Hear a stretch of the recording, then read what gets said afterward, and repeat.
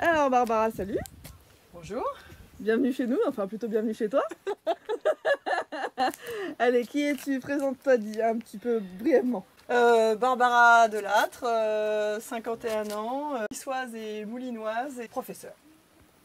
Qui es-tu? Je m'appelle Yannick, je viens de Nice et je suis dentiste de profession. Quelle est ta pratique du vélo? Je suis vélo-taffeuse, c'est-à-dire que je me sers de mon vélo comme moyen de transport au quotidien pour tout. Et je suis aussi cyclotouriste, c'est-à-dire vacances à vélo, avec potentiellement une autonomie, avec la tente et tout ça. Cycliste amateur, finisher de l'étape du Tour. Je suis plutôt triathlète et coureur à pied que réellement cycliste au niveau du nombre de bornes. Mais j'aime beaucoup le vélo et je le fais en entraînement croisé. Vélo-taffeuse, cyclotouriste qui se retrouve à l'étape du Tour de France.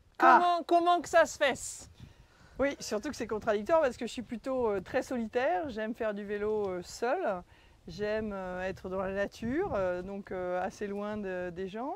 Alors pourquoi se retrouver avec autant de monde? Tout simplement pour le challenge et puis surtout ça part de Nice et ça passe incroyable dans un village que personne ne connaît, le mien, À Moulinet. même si c'est le plus beau village du monde. Et il y a une jolie médaille. Comment tu t'es retrouvé à cliquer sur je m'inscris et... Quand j'ai su que déjà le Tour du France, ça fait depuis 2020 ou depuis... Il devait y avoir une étape d'ailleurs qui devait être à Nice en 2020, si je dis pas de bêtises.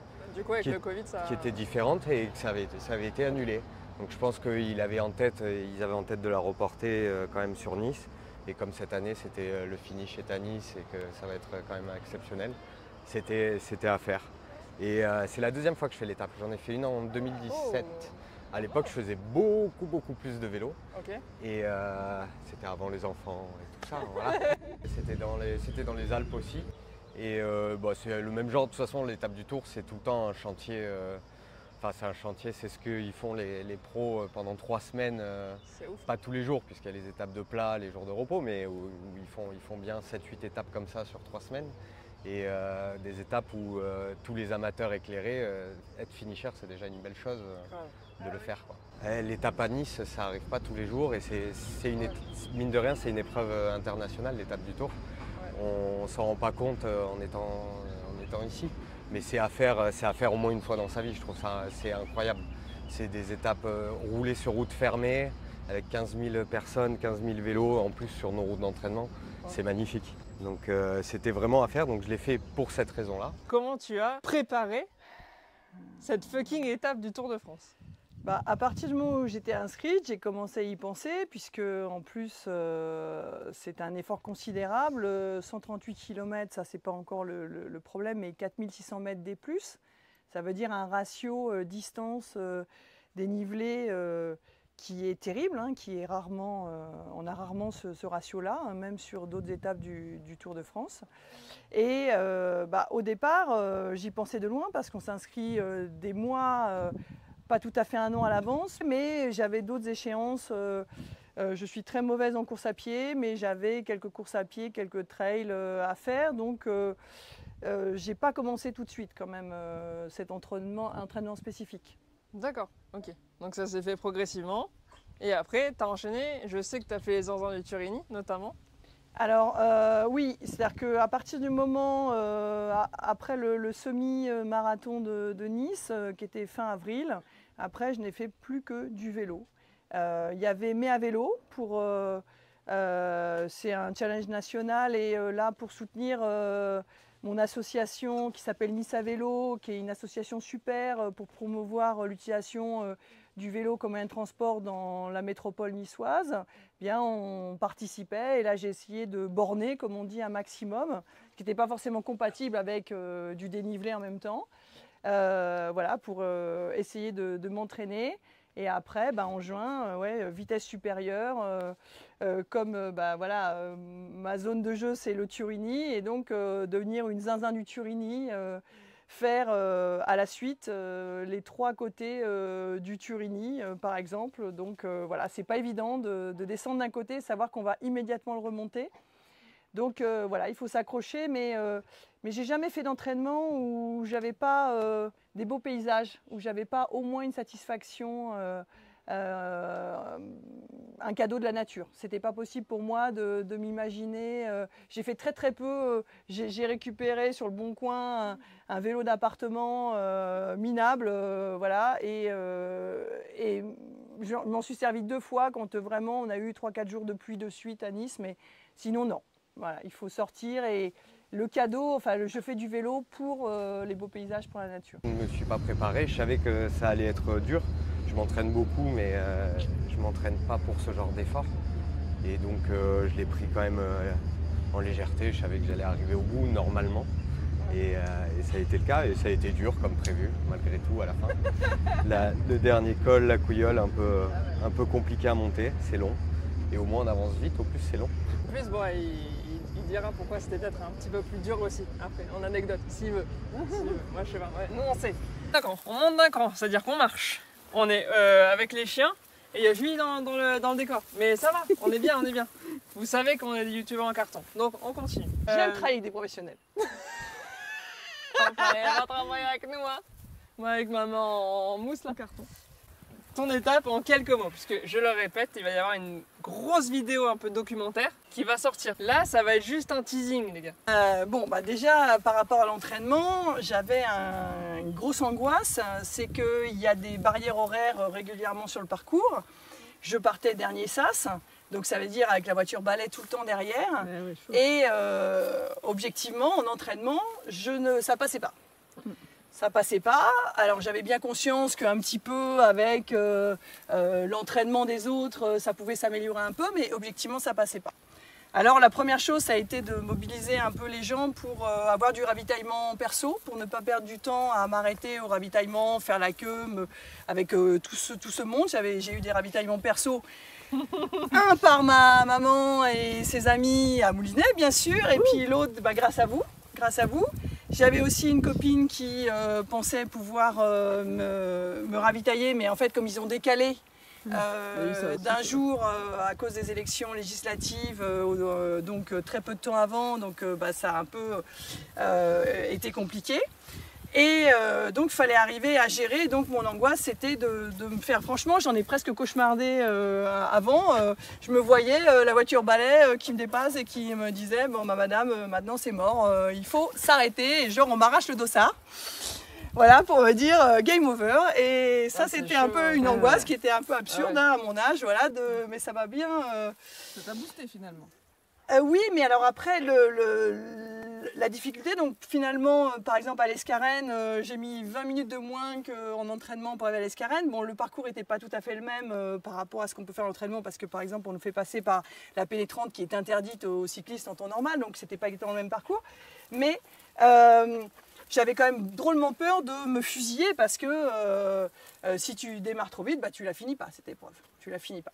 Donc le plus difficile, ça a été la gestion du temps tout au long pour arriver à trouver le compromis entre mettre le plus loin possible la voiture balai et puis arriver à finir. Et à partir du moment où sur la fin, je savais que la voiture balai était loin, et bien je me suis bien relâchée dans le dernier col alors que c'était l'hécatombe, que les gens étaient affalés, assis sur les côtés et tout.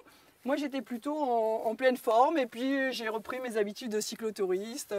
Je m'arrête, je fais mes photos, je fais mes vidéos. Moi, je veux un selfie, je veux un selfie coq.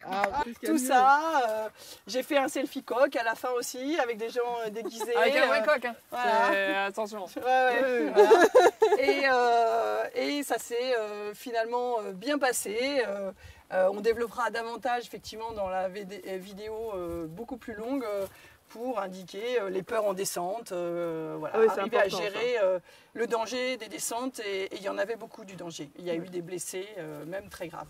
Je suis parti avec un copain, on s'était dit quoi qu'il advienne on reste ensemble. Bon, il avait un peu plus de bornes que moi, j'avais un peu peur quand même sur la fin. Mais on a respecté le deal, et le but, du coup on a raconté des conneries tout le long de l'étape, et ça va, ça a tenu la promesse. Et ton pote pareil? Et mon pote pareil, ouais.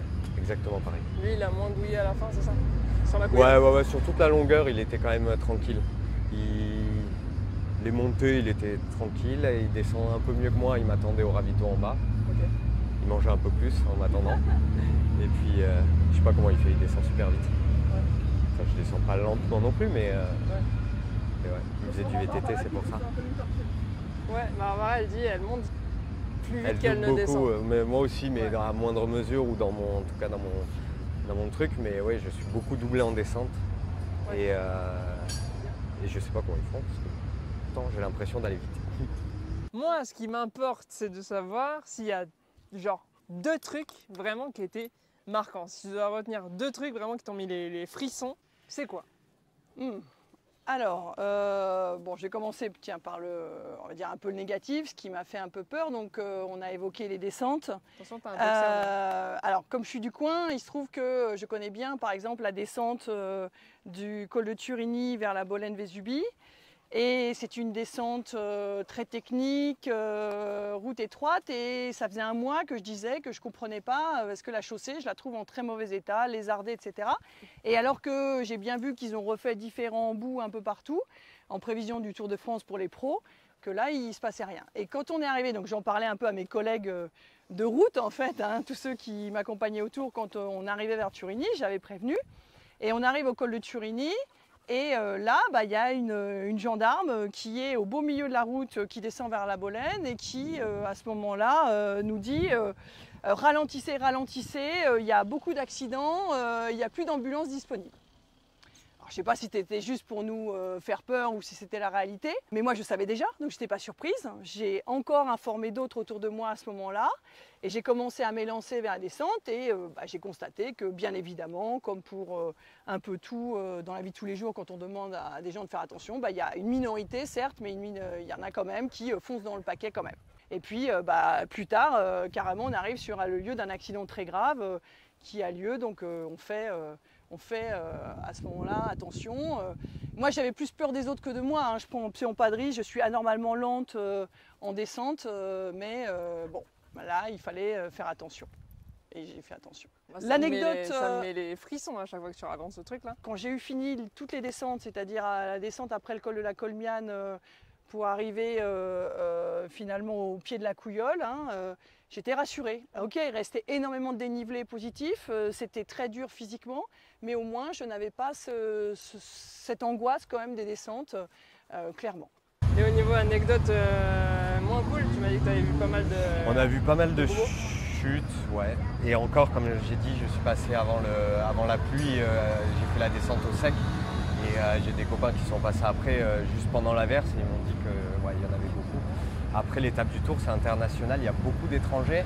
Et il y en a beaucoup qui ont jamais... Nous, on a l'habitude, mais il y en a beaucoup qui n'ont jamais vu de col ou qui descendent un col pour la première fois, en fait. Des étrangers asiatiques, surtout, où ils ont l'habitude de rouler en critérium, enfin sur plat, machin, en urbain. Mais ils ne connaissent pas du tout la montagne et la haute montagne. Peu importe le temps, le but c'est d'arriver. Hein. C'est beau ça. C'est beau ça. Enfin, en compétition, on a envie d'aller un peu plus vite et d'aller. Ouais. L'important c'est d'arriver au bout, quoi. C'est pas De pas te cramer. Voilà. Aussi, C'est pas de se sortir sur une épingle. Et du coup, un truc positif? Un truc positif, j'ai été très surprise de voir autant de supporters en fait le long de la route pour une course de pauvres amateurs, C'est vrai que surtout ça criait bien dans les vents. pour mon niveau à moi. Alors il y avait bien sûr sans doute des gens qui comme vous soutenaient des participants, mais pas que, il y avait vraiment des gens qui étaient installés comme pour voir une étape et alors évidemment moi j'ai un peu usé ce ressort-là parce que comme je suis du coin, à Sospel je disais allez la Bévéra, je suis de Moulinet, et là j'avais le droit à une hola ou quand quand je suis passée à Val-de-Blore, je disais allez Val-de-Blore, voilà, et là évidemment les gens étaient contents parce qu'il y a plein de gens qui passent là, ils ne savent pas où ils sont vraiment. Moi je maîtrisais tout ça et donc c'était sympa. Et il y a vraiment une dame qui m'a marquée, c'était quand on est, en plus c'est difficile cette partie-là, enfin moi psychologiquement pour moi c'est difficile quand on va vers Saint-Martin-Vésubie, que c'est une espèce de long faux plat, d'ailleurs c'est vraiment pentu en fait, c'est pas un faux plat, mais et qu'il y a une dame qui a son tuyau d'arrosage orienté vers l'extérieur et qui nous demande gentiment pour pas nous gêner. Elle nous dit est-ce que vous voulez que je vous rafraîchisse un peu, et voilà, et moi j'ai dit oui, voilà, donc c'était très sympa. Et puis alors merci madame. comme je suis une fille, enfin bon, une femme un peu âgée maintenant, un peu faisandée, mais bon, une fille quand même. Vraiment, les gens connaissant la difficulté de l'épreuve et vu qu'on est moins de 10% de femmes, on était très très encouragés, les filles, les femmes. Vraiment, les gens étaient très sympas Les avec queens, tous des reines, de la petite reine. Non. Qu'est-ce qu'il y a? Mais attends, c'est pas possible de faire une interview avec un clébard qui rapporte sa balle. C'est ça la vie. C'est la seule, vraie vie. C'est un genre de Olympe. De le faire avec le Covid, c'est quand même...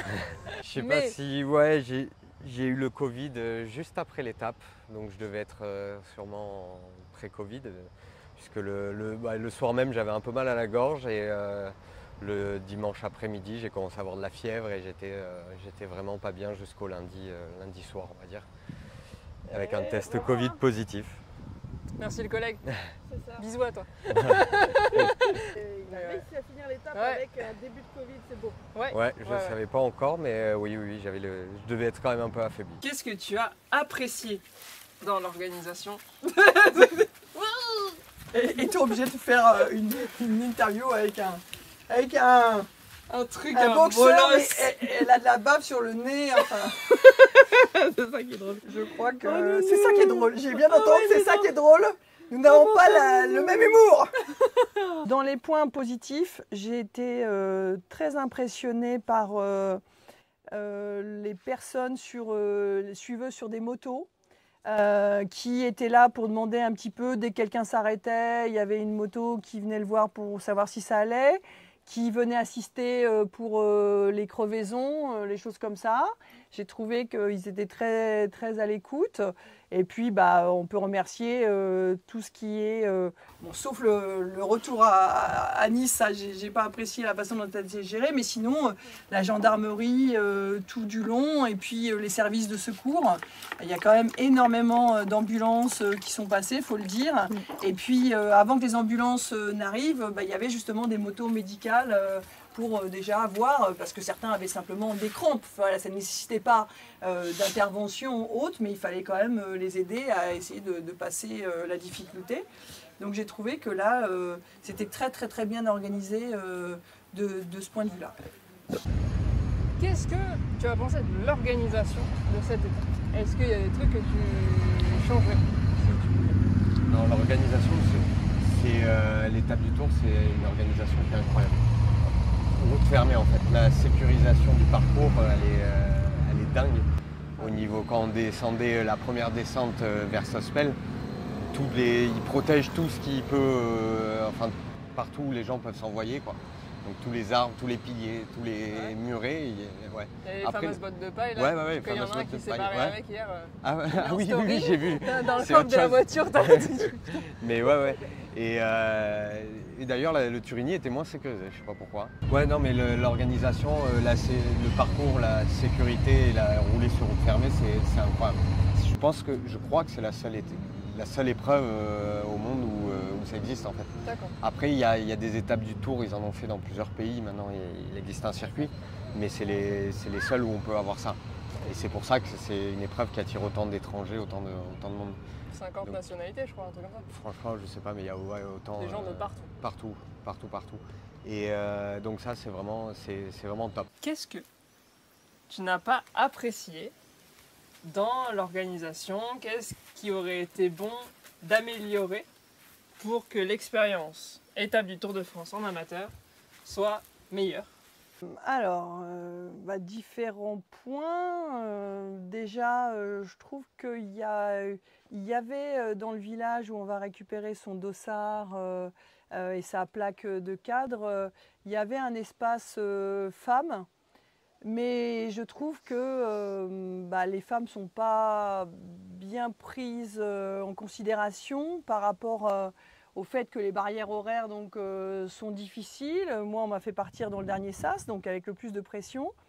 Ils auraient pu faire un geste et mettre les femmes dans des sas. Alors, pas du tout les sas élites, il est clair, il ne s'agit pas d'avoir des accidents ou de freiner les autres, mais dans des, par exemple, pas le sas 15, le sas 10, 11, 12, par exemple, pour qu'on ait légèrement un peu plus de marge que les hommes, puisque de toute façon, quelles que soient les éditions, la meilleure femme, elle arrive au minimum 50 minutes après le meilleur homme. Donc il ne faut pas se leurrer au bout d'un moment. Et je trouve que ces barrières horaires communes, qui sont dues à la réouverture des routes, hein, objectivement derrière, je trouve qu'ils auraient pu avoir un peu plus de considération pour les femmes. Moi, j'ai des copines qui ne se sont pas inscrites à cause de ça, quoi. T'as quelque chose à dire? Déjà, nettoie-toi. Oh là, c'est ignoble, c'est ignoble à un point là. C'est dégueulasse. Dégoûtant. Ça m'écœure. Je ne vois pas comment on peut travailler dans ces conditions. Je vous le dis. Tu te Je vous le tais, dis, Zoulou. même pour une interviewée, c'est des Couche-toi. conditions exceptionnellement difficiles. C'est beaucoup plus difficile que de faire l'étape du tour. Je vous le dis. Heureusement que ça c'est filmé. Je Ça vous le ira dans les bloopers. Ah non, laisse-la, laisse-la. Ah va non, pas au secours! Ne va pas t'essuyer sur Barbara, bordel. Zoulou, loin de moi. Allez, Zoulou, viens. Ok, ça va. Ah non, parce qu'à chaque fois qu'elle boit, après elle bave. Tu vois, il y a des trucs à améliorer dans cette interview. Oui, Zoulou, déjà. Ensuite, Potter qui est en train de faire de la merde. Je Potter. sais pas, il est en train de creuser un tunnel. Donc, on en était qu'il y a certaines de tes amies qui se sont pas inscrites à l'étape du tour. Donc ça, c'était dans les... Vous m'avez demandé les choses à améliorer. Donc il y a déjà, je pense, la prise en compte des femmes. Ensuite, alors moi, j'ai pas été au ravitaillement du tout parce que par rapport à la contrainte horaire, je voulais absolument gagner les moindres... Au départ, je pensais tellement pas y arriver et tellement me faire attraper par la voiture balai que j'étais à 5 minutes près. Donc c'est pour ça que j'ai demandé à avoir des ravitaillements perso à mon entourage.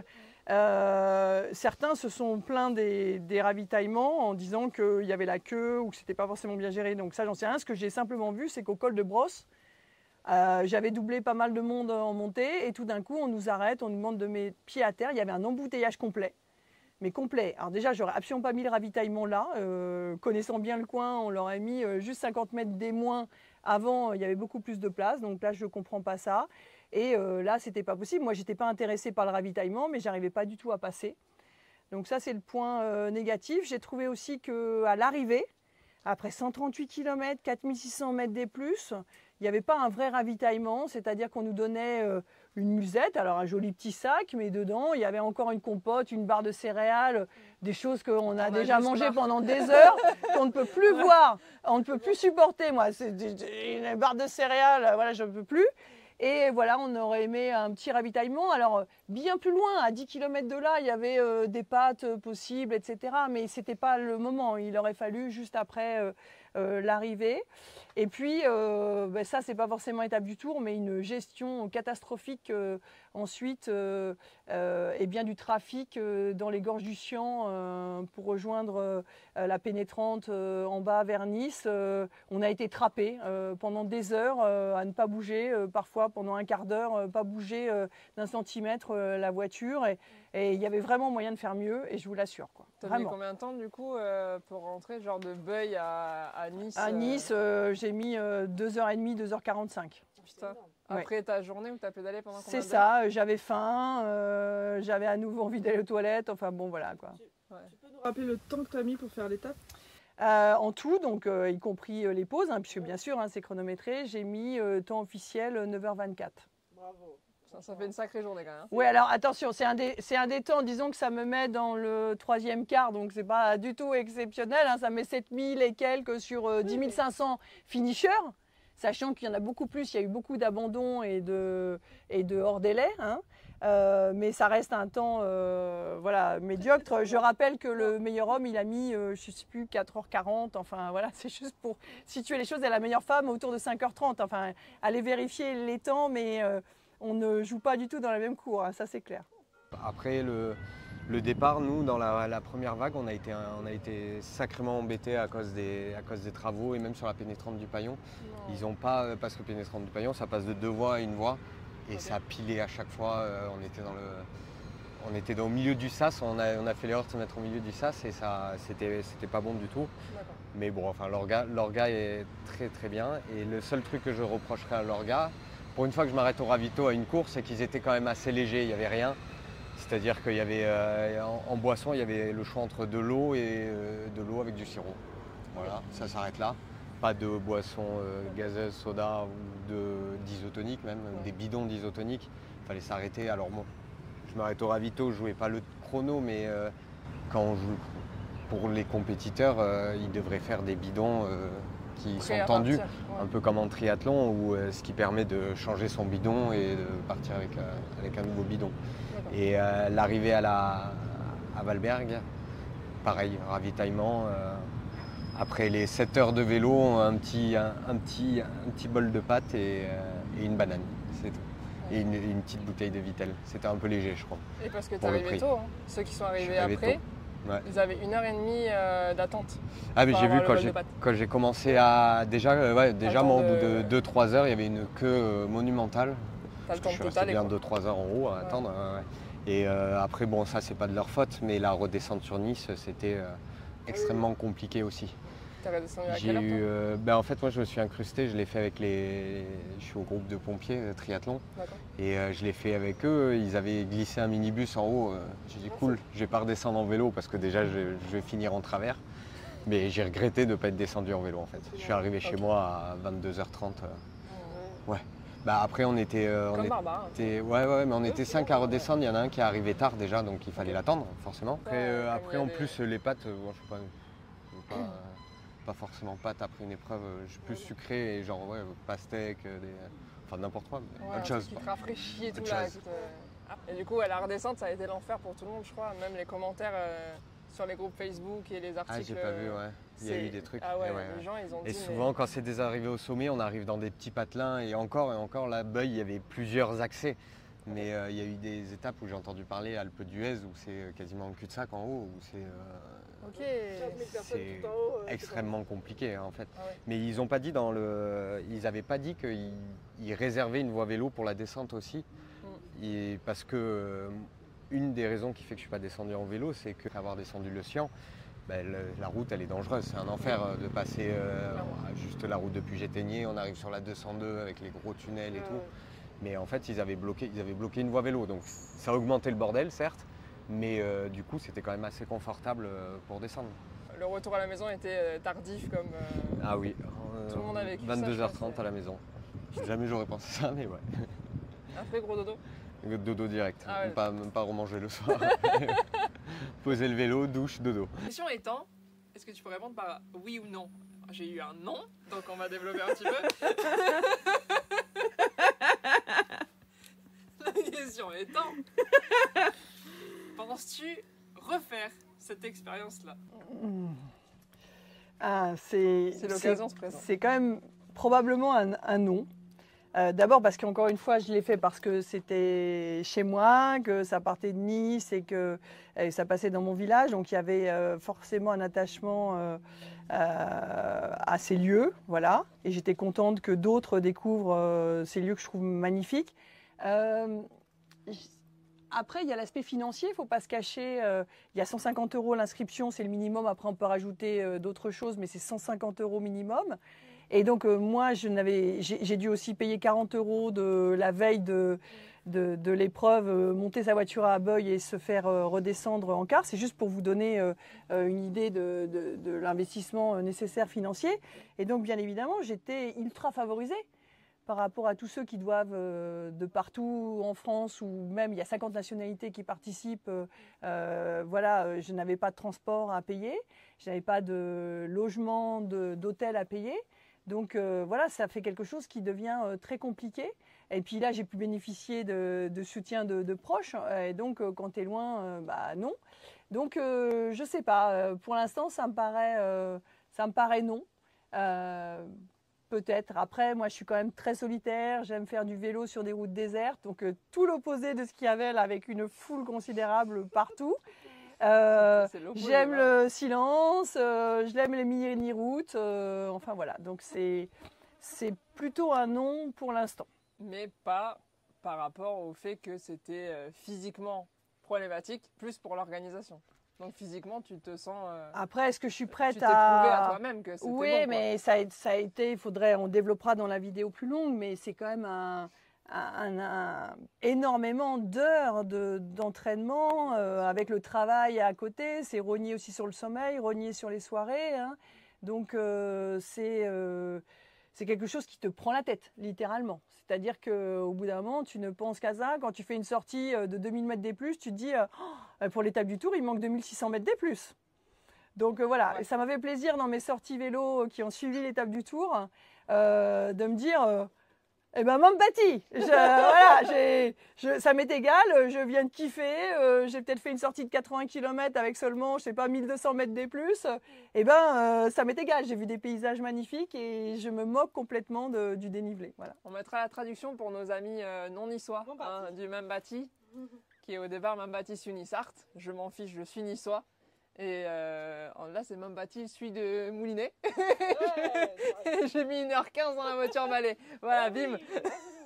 Le referais-tu? Le referais-tu? Oui. Oui. Si c'est à Nice. Ah, c'est bon. Non, mais parce que je ne l'ai pas préparé spécialement, donc j'irai pas faire le Tour de France, c'est le cas de le dire, pour aller faire l'étape du Tour et pour faire quelque chose que je ne prépare pas, qui n'est pas dans mes cordes. Voilà. Mais à Nice, oui, sans hésiter, même si c'est pas trop loin, j'y vais sans problème. Ouais. Ouais. Ah, nickel. Qu'est-ce que tu conseillerais à qui voudrait s'inscrire pour faire une étape comme ça? Oh là là, mais moi j'ai aucune expérience, j'ai aucune légitimité pour ça. Surtout que je n'ai pris conseil finalement auprès de personne. On truc s'est que beaucoup t'aurais amusé voulu sur les savoir. réseaux sociaux avec le coach. C'était quand même le chat de ma fille aînée que j'ai en pension longue durée. Donc si tu parles d'un coach, moi j'ai un atout, je suis extrêmement résistante. C'est-à-dire que j'en ai jamais marre, je vais continuer à m'accrocher, je vais continuer à persévérer. Alors il y a eu des moments où j'en pouvais plus, où dans mes entraînements, voilà, quand vous faites les 2 versants de la Bonnette à la suite de la cime de la Bonnette, voilà, il y a des moments, tu poses pied à terre et là tu n'en peux plus, quoi. Et tu te dis qu'est-ce que je fais là, qu'est-ce que je fais là. Donc il faut comprendre que je ne connais pas, enfin peut-être qu'il y a des années où c'est un peu moins difficile le choix de l'étape. Il faut savoir que l'étape du Tour, c'est donc une des étapes parmi les 21 que vont faire les coureurs pros, une qui est choisie. J'ai pas fait attention, peut-être qu'il y a des années, il y a moins de dénivelé. Voilà, je ne sais pas. Donc, mais celle-ci était particulièrement, elle était soulignée par tous les commentateurs disaient que ça allait être une étape extrêmement difficile, une des plus difficiles, et c'était le cas en termes, en tout cas, de dénivelé. Quand le choix de cette étape du Tour est sorti, j'ai vu des commentaires sur les réseaux sociaux de certains cyclistes qui disaient « Oh là là, il n'y a même pas de col à 2000 mètres et plus, puisqu'effectivement, le col le plus élevé, la Couillole, il est entre 1600 et 1700 mètres. » Voilà, des gens qui étaient assez méprisants dans leurs commentaires, et moi je connaissais les lieux et je me disais ouais, ben c'est ça, allez viens jouer dans mon terrain de jeu, tu verras l'exigence de ce terrain.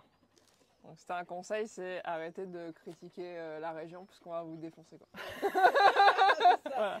J'ai constaté qu'après aussi sur les réseaux sociaux, c'est que certains qui ont critiqué certains points d'organisation et autres ont reconnu que le parcours était magnifique, et il l'était. Voilà, ça c'est beau, c'est le mot de ça. la fin, ça. Est-ce que c'est le mot de la fin? Bah oui, bien sûr. Bah Les ouais. Alpes-Maritimes forever. Voilà, trop top. Bon, nous on continue juste après avec Yannick. En attendant, abonnez-vous à tous leurs réseaux sociaux s'il vous plaît, Oui. aux nôtres aussi, et mettez des likes, des commentaires. Ah oui, Team Centime, les gars, allez-y. Bah ouais. Et est-ce que tu aurais des petits conseils, des petits trucs à dire à quelqu'un qui ne l'a pas encore fait, qui a Ouais. peur de le faire, et qui se dit bon bah, on va voir ce que le chef nous dit. Non, j'ai pas de conseils, il faut y aller. Il ne faut pas hésiter si on a envie de le faire. Il y a 15 000 personnes, on finira, il n'y a pas de problème. Je pense qu'il n'y a pas énormément de personnes qui finissent pas d'ailleurs, si les conditions sont bonnes évidemment. Ouais. Et si on ne tombe pas. Il faut faire juste attention dans les descentes et profiter un maximum. Ça change beaucoup, c'est un aparté du coup. Ça change beaucoup de rouler en groupe que de rouler tout seul. Tu dois vraiment être vigilant tout le temps en fait. Ouais. C'est pour ça, c'est une des raisons pour moi pourquoi je ne pratique plus en cyclo. Ok. On dépend trop des autres et c'est trop dangereux. Quand on est en groupe, en peloton, quand je faisais de la compétition plus axé vélo, je faisais des courses vélo où vraiment on est dans des groupes où ça frotte, où ça pousse un peu et c'est pas, Ah ouais. ouais, c'est Ouais, pas d'accord. du tout ce qui me plaît. Après là, c'est pas là où j'étais, même sur les sas derrière, c'est pas ce qui se passe à l'étape du Tour, mais quand on est en groupe, là, il y a le seul endroit où on roulait en peloton, c'était au début. Mais déjà, ben voilà, comme je te disais, ça a pilé Ouais, sur c'est la pénétrante parce que ça passe de 2 voies à 1 voie, ce genre de Ils truc. auraient dû mettre un petit panneau, Et, un truc, ouais, attention, ouais, mais quand on est en peloton, on voit pas ce genre de truc. En fait, on Ah oui, subit le freinage des autres et tout est D'accord. amplifié. Et, moi, je le savais, je savais que ça freinait parce que ça passe de 2 voies à 1 voie, parce qu'il y a le pont, parce que machin. Ouais. Mais ouais, c'est hyper. On Mais là, subit pour le les coup, à-coups tu des viens autres. d'ailleurs, c'est fini quoi. Mais Tu ouais, connais pas c'est- la ah non, route, quand on connaît pas, non, les autres ils savent Il n'y a pas les c'est feux pour ça. routes, enfin, ça s'allume pas. Tu sais, Ouais. Si t'es pas Non. super vigilant, tu vois pas que là la roue elle va t'arriver dessus quoi. À part ceux qui ont les freins qui couinent, qui entretiennent pas ou qui mettent du WD-40 Faites dessus. couiner, voilà, le mettre sur les freins. Là au moins ça prévient tout le monde. Voilà, lui il freine pas parce que ça glisse, mais il a prévenu qu'il a essayé de freiner. Ne mettez pas du gras sur vos freins. Bordel, petit conseil c'est tentez-le. Tentez-le et c'est toujours, ça sera toujours compliqué parce que c'est une étape du Tour, c'est là où on se rend compte que les cyclistes, les pros, c'est des machines, c'est que l'étape du Tour, pour un amateur qui roule, c'est toujours déjà compliqué à finir. C'est facile pour 1% du peloton, enfin facile, où le lendemain ils seront nickel, ils iront rouler, mais être finisher c'est déjà un exploit pour beaucoup. En combien de temps tu l'as fait déjà toi? 7 heures de vélo. Les pros ils vont mettre 4h15 samedi je pense pour le faire.